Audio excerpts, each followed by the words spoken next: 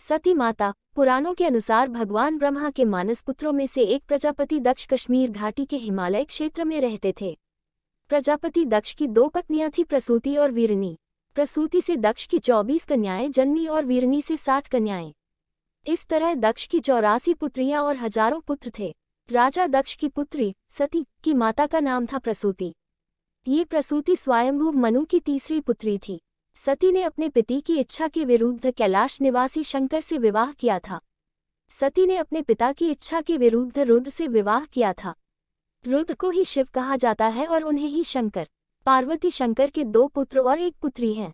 पुत्र गणेश, कार्तिकेय और पुत्री वनलता। जिन एकादश रुद्रों की बात कही जाती है वे सभी ऋषि कश्यप के पुत्र थे। उन्हें शिव का अवतार माना जाता था। ऋषि कश्यप भगवान शिव के साधु थे। माँ सती ने एक दिन कैलाशवासी शिव के दर्शन किए और वह उनके प्रेम में पड़ गई। लेकिन सती ने प्रजापति दक्ष की इच्छा के विरुद्ध भगवान शिव से विवाह कर लिया। दक्ष इस विवाह से संतुष्ट नहीं थे, क्योंकि सती ने अपनी मर्जी से एक ऐसे व्यक्ति से विवाह किया था जिसकी वेशभूषा और शक्ल दक्ष को कतई पसंद नहीं थी और जो अनार्य था। दक्ष ने एक विराट यज्ञ का आयोजन किया, लेकिन उन्होंने अपने दामाद और पुत्री को यज्ञ में निमंत्रण नहीं भेजा और सभी देवी देवता को सम्मिलित होने का निमंत्रण भेजा। दूर दूर से ऋषि को और समस्त राज्य के राजा को उस महायज्ञ में बुलाया गया। राजा दक्ष ने भोलेनाथ को उस यज्ञ नहीं बुलाया गया। सती ने भोलेनाथ से कहा, भगवान आप भी चलिए, मुझे निमंत्रण न देकर दक्ष ने मेरा अपमान किया है।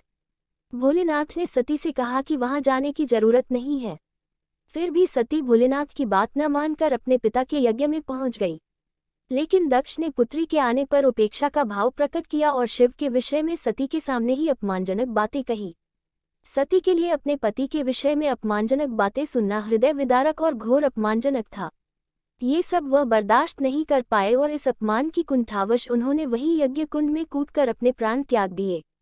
सती को दर्द इस बात का भी था कि वह अपने पति के मना करने के बावजूद इस यज्ञ में चली आई थी और अपने 10 शक्तिशाली 10 महाविद्या रूप बताकर डराकर पति शिव को इस बात के लिए विवश कर दिया था कि उन्हें सती को वहां जाने की आज्ञा देना पड़ी।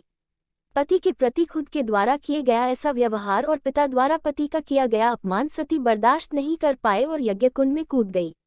बस यहीं से सती के शक्ति बनने की कहानी शुरू होती है। दुखी हो गए शिव। जब ये खबर सुनते ही शिव की क्रोध अग्नि भड़क गई और फिर भोलेनाथ वीरभद्र को और काली माता को आवाहन किया और तभी वीरभद्र और माता काली उपस्थित हो गई। भोलेनाथ ने कहा, दक्ष के राज्य का विनाश कर दो। राजा दक्ष के सिर काट देने को कहा भेजा। राजा दक्ष के राज्य में काली माता और वीरभद्र ने तहस नहस कर नरसंहार कर रही थी। माता काली और वीरभद्र ने राजा दक्ष के सिर को एक ही प्रहार में धड़ से अलग कर दिया। इसके बाद भोलेनाथ ने दुखी होकर सती के शरीर को अपने सिर पर धारण कर शिव ने तांडव नृत्य किया। पृथ्वी समेत तीनों लोकों को व्याकुल देखकर भगवान विष्णु ने अपने सुदर्शन चक्र द्वारा सती के शरीर के टुकड़े करने शुरू कर दिए। किसी तरह से भगवान विष्णु ने भोलेनाथ के क्रोध को शांत किया। दोस्तों, अगर हमारी वीडियो पसंद आई हो तो मेरे चैनल प्लीज सब्सक्राइब करें।